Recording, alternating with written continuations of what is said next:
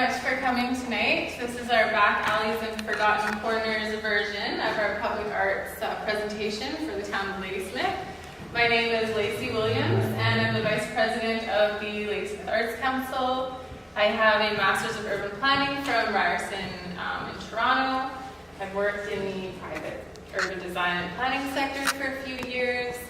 I did a year of graduate studies at Carr University, and I've worked with not-for-profits creating art plans and trying to build their capacity and outreach. So say if I'm working for an environmental not-for-profit, we would try to bring art in as a tool to connect a wider audience. And vice versa, the arts trying to bridge, reaching out beyond visual arts to poetry, to installation, environmental arts, and things like that. So trying to use art as a tool for education and social change. First of all, I'd like to thank Kathy and Francesca, being huge supporters in this project, and Kathy's the president of the Arts Council, a lot of you probably know. Francesca is our secretary on the board, and she's been doing all of the social media stuff, and she's live streaming this right now, so you'll see me on YouTube later. For those of you on your couches, no. I'll just do a quick recap. We started this project in September, and this is the first ever public art strategy for the town of Ladysmith. So what we've done in a month and a half, I guess, is we had a kickoff at Aggie Hall with a Public Art 101 presentation with a quick walk down to Bob Stewart Park just to start talking about places in our town, and had a big turnout for that when it was such a quick event. And we've done, I think, 3 presentations here, some focused on tourism and public arts. A lot of the time we're focusing on what public art can do. So can it bring tourists to your town? Can it boost your economy? Can it create a safe space? Can it just bring a smile to your face as you're walking through your town? So today, we're going to focus on back alleys and forgotten corners. So we will do a quick definition of public arts. We'll look at back alley examples from Victoria, some international examples, and then we'll do a sneak preview of the walk tomorrow, and hopefully some of you can join us for a walk as we go through the back alleys of Ladysmith and look at some local opportunities. So public art, here's a definition. The term public art probably refers to works of art of any media that have been planned and executed with the specific intention of being cited or staged in the physical public domain, usually outside and accessible to all.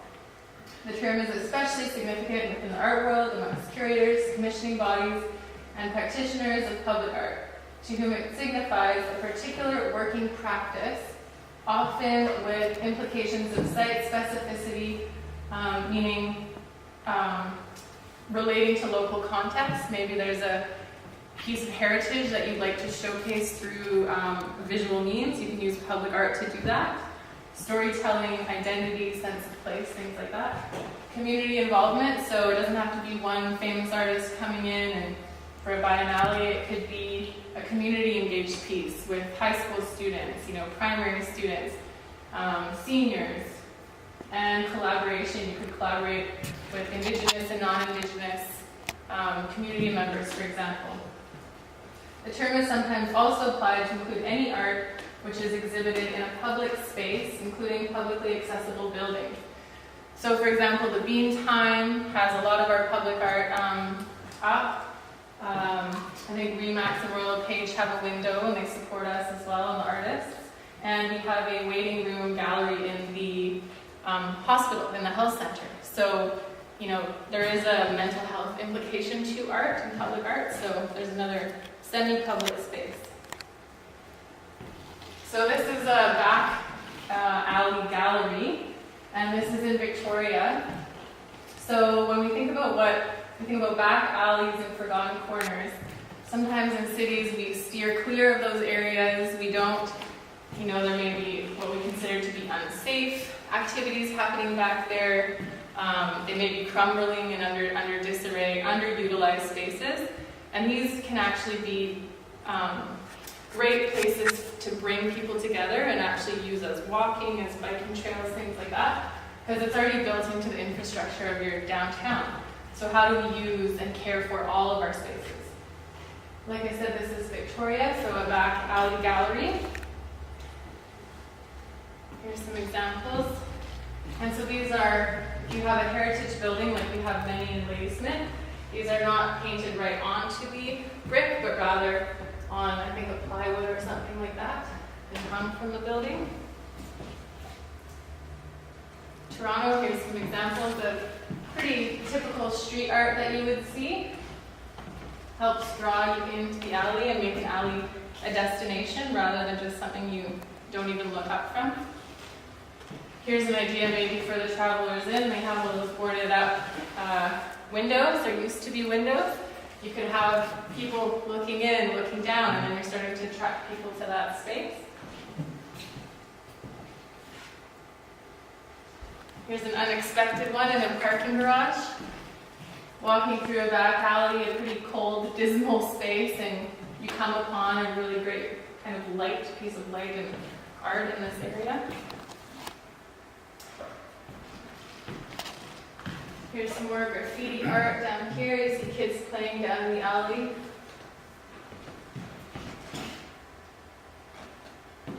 Here's some very urban street art, so it looks like you have a host of artists.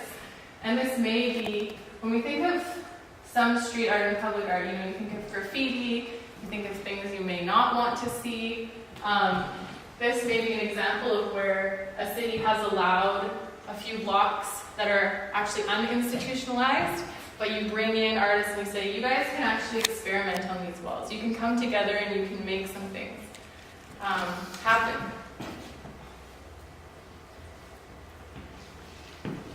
And when a few tags may not look good singularly, they might look actually pretty neat all together in a very industrial space, bring some color and light into this area. Typical kind of street art tagging. Here's another back alley art gallery example. So this here, the artist is actually on hand explaining the piece. And just like a gallery, indoor gallery has an opening, you can actually have openings, open air openings in back alleys. I thought this one was interesting as I was Googling back alley art. Here is a painting of a back alley. You could get really meta with it. You could have a back alley with the painting of that back alley and you could kind of keep going. And so we go from kind of what you would think of as graffiti, street art, murals, and then we think about really designing these spaces as places and placemaking. So this is was a part of an initiative to bring people to use the back alleys. I think this is in Tennessee. So these are bamboo rods, and there's a variety of architects, urban designers, landscape architects, and artists that created submissions for these pieces. So that's a second view of it, walking through this alleyway, almost like Fantine Alley in Victoria is a secret you just stumbled upon, and all of a sudden you feel like you're in another world. And again, I think unveilings and performance art are important because we're not just talking about objects, paintings, visual arts, we're talking about encouraging different uses in these spaces and celebrating the arts. So that's why we're calling this a public arts strategy. So we're incorporating all of the arts, theater, music, dance, visual arts. This was another installation as a part of the same project. Again, a more sculptural way of bringing art into your back alley. These ones are hanging. So now your eye is being drawn up into the sky. These ones are neat too. I think it almost looks like little, I don't know if it's little triangle mirrors or origami, but again, really bringing it down to the human scale also and bringing people's attention skyward. When you think of alleys at night, most of us think, why would I go down there? Maybe there's a way that we can encourage people and create safe spaces by bringing light into these areas. This is a simple string of lights. And this is what you see when it's not busy. I thought this was a really neat idea, is you have a few strings of lights, and then you have some lights on these doors. I'll show you a close-up of these doors. So that's what it looks like. And it actually has a space, a semi-permanent space for artists to contain their work. So they open up, and they have their easels, they have paintings, and then during the day, people come and actually are doing kind of plein air painting and things like that. So it's lit at night, it's kind of like these secret doorways, and then during the day, it's really animated with the artists doing their work. Here's a full, you can also have a full kind of redesign of a back alley. So here, photo 1, it's cars and transportation. Here we've incorporated some fake grass, and this is sort of the pop-up park idea that's quite popular. And if you've heard of parklets, sometimes it's about taking over a parking stall or two and encouraging people to spend more time in their public space. So this is kind of a pop-up park, back alley park. So you're encouraging play, encouraging people to gather and spend time and connect with each other.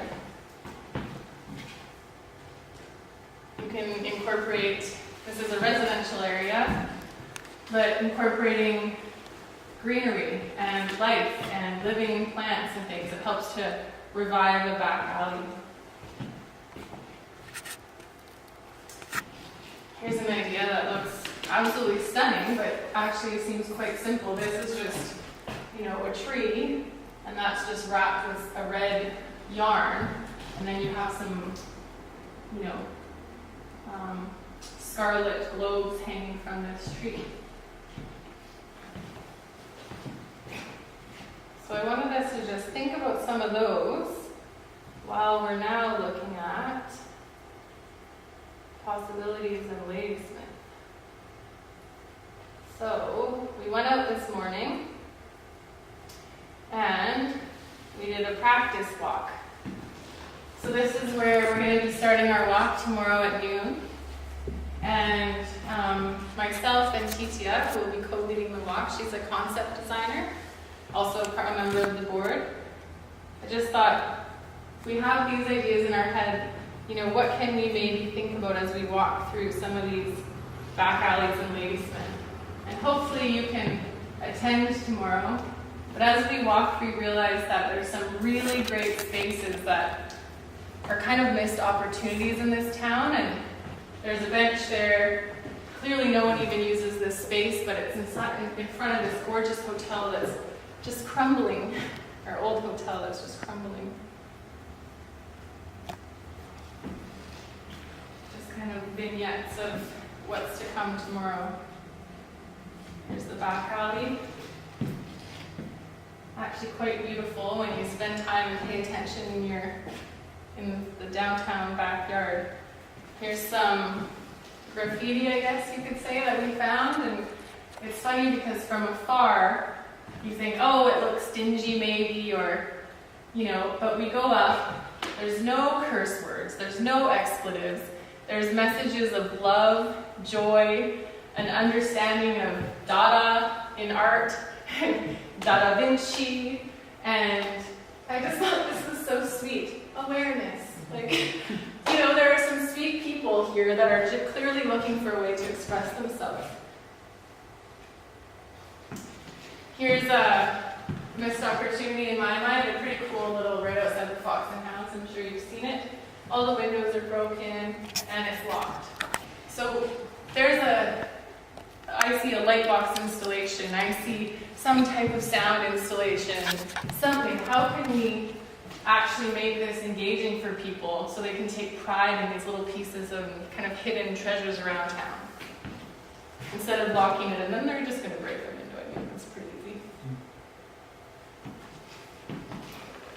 I don't know about you, but this kind of stuff I find so neat with the light play and I mean, this is a whole white canvas essentially, but out in our backyard. Here is coming up to Memorial Park right along the highway. Again, potentially a missed opportunity. I learned that this Memorial Park's actually been relocated a number of times until somebody put their foot down and said you can't keep moving our war memorials. I thought this was kind of neat. You know, is this abstract art, or is this the glue behind something that was there? I think everybody has the potential to be an artist. This is the door you were talking about. This amazing door. As soon as you get out and actually pay attention to your urban spaces, you find these gems of, like, they're a time capsule. And I tried to open it and I was so curious. I'm like, how do I get in there? And this is this where the pet store is? Yeah, the pet store. So it's that the Travelers Lodge is here on the side of the alley, and the pet store is here. And there's some amazing history in there that, unless you go up to it, you would have no idea. Let's find out the story of that. How can we share that story? It's a sawdust door. A sawdust door. Yeah, it's another sawdust to heat the building. Oh. Lots of the houses. Yeah, a sawdust door. That's so I'm what. pretty sure that's what it is. Oh, that's so cool. Yeah. So we should be keeping, like, keeping track of these things and doing an inventory of these great historical pieces. Oh, hey, where's that, Tony? Yeah. So, I mean, like we were talking about the, tactical urbanism, that term that you call the city, you call the town, you say, hey, I've got this issue, I've got some graffiti, how do I do it? You get transferred to someone else, you get bounced around, and at the end of the day you say, you know what, I'm going to just do it. And good for you to just do it, because, this creates, and what's cool, I don't know if you like this or not, Tony, but one of the graffiti artists in town put a little bee on there. A little bee, yeah. So it's kind of neat. I think the same author maybe is the awareness. Is the awareness, I think so, yeah. Yeah. And that's the start back there, and then I'm just going to show you, where's our map? Let's go back one here.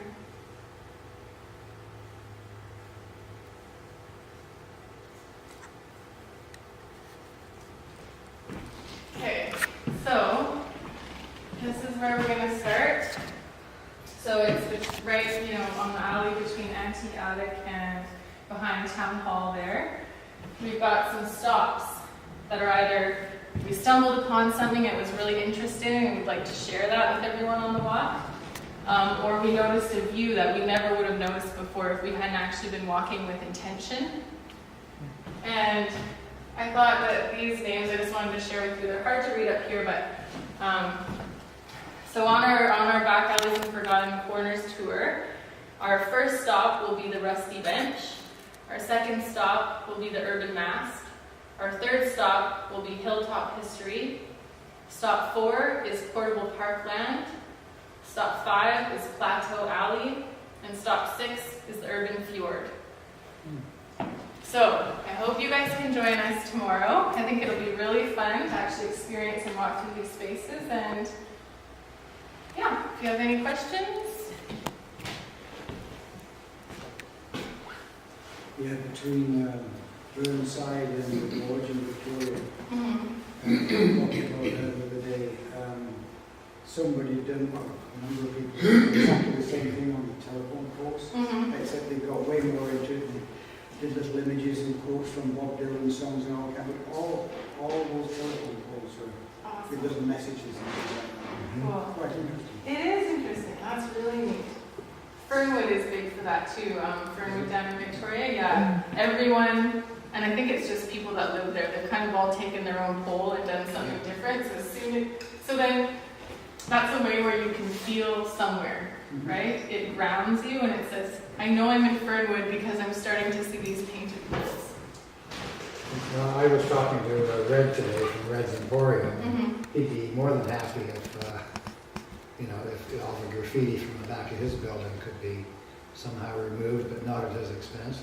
and also the Legion, you know, we were talking about the Legions now at Tabula Rasa, now that they've finished painting it, and you know, you could put some fields of poppies up, for example, or something like that, just to cheer things up there. They don't have any money either, but So how are we going to do it, John? volunteer labor and Yeah. We'll find funding from and somewhere. painting, yeah.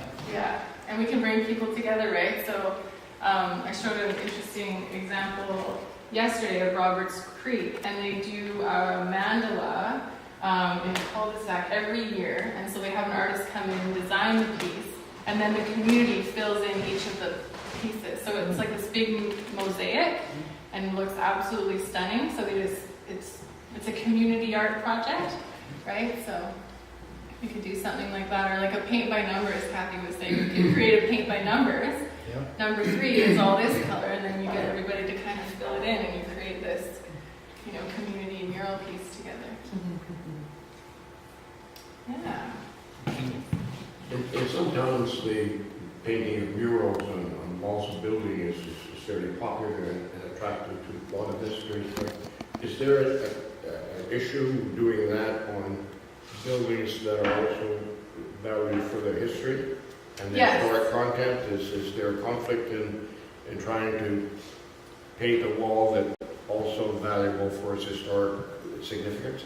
For sure, yeah. In this town in particular, we have a heritage registry. So a lot of the, especially in the downtown core, a lot of the buildings are registered as heritage buildings. And then it does outline, you know, what that means, what can and can't be done. A lot of buildings though, like Red's Emporium, it's up to the building owner. So you just speak, there's a street art program in Toronto where the not-for-profit finds the funding, works with the local artist, and they come up with the funds to pay the artist, and they select an artist to do something on their wall because of graffiti, right? They'd rather have a mural than tagging and maybe something that is not very nice, kind of nasty. So, but yeah, the heritage piece, you would have to work with those groups and the people that, I mean, if there's, usually facade is a big one in heritage. But you could create even, if it's helping to restore the building, right, then you could think about that. Yeah.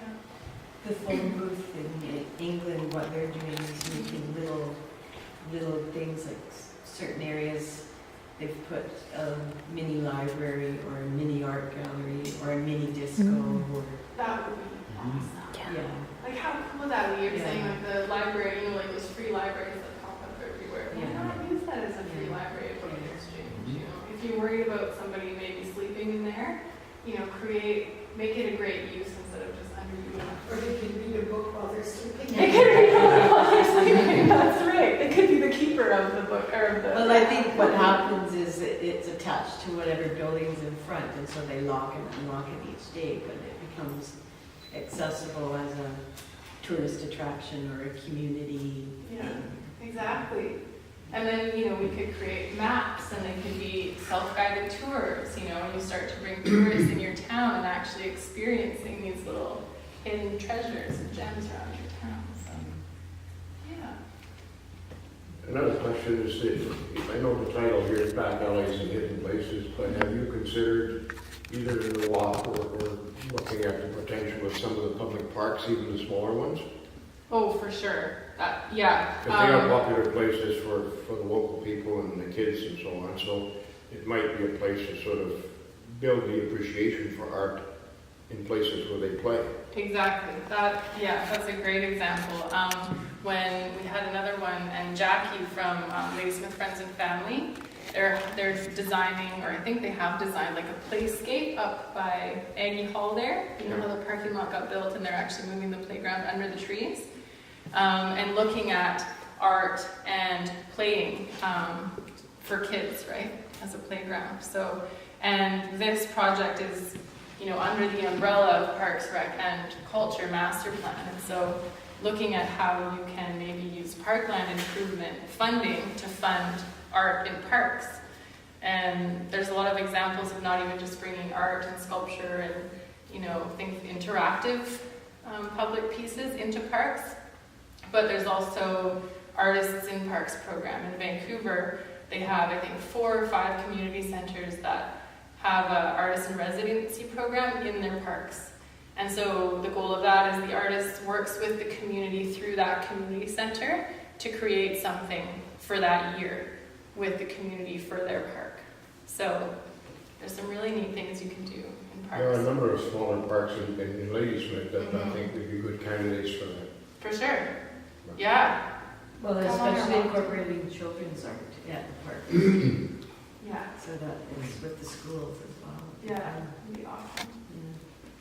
That's just what I was going to mention, the idea of bringing the schools in Mhm. and having that part of the plan is to have either areas designated or even if just their input Mhm. into, there's so much talent, so much young talent out there as well. Mhm. How proud would they be if their art was on the street, Yeah. legitimately, Yeah, exactly. not done after the cloak of darkness. Yeah. Um, Yeah, exactly. Well, I saw an exhibit once where it was a senior secondary and they had photographs of all the students. And they have this, ugly fence, those, what do you call those, wire fences? And they had all these portraits of the kids. And it was the most stunning exhibit I've ever seen. It was just black and white photos and it was fantastic. I wish they never took it down. It was just a temporary project, but wow, it looked good. yeah, that's awesome. Are you taking that note down, Natasha?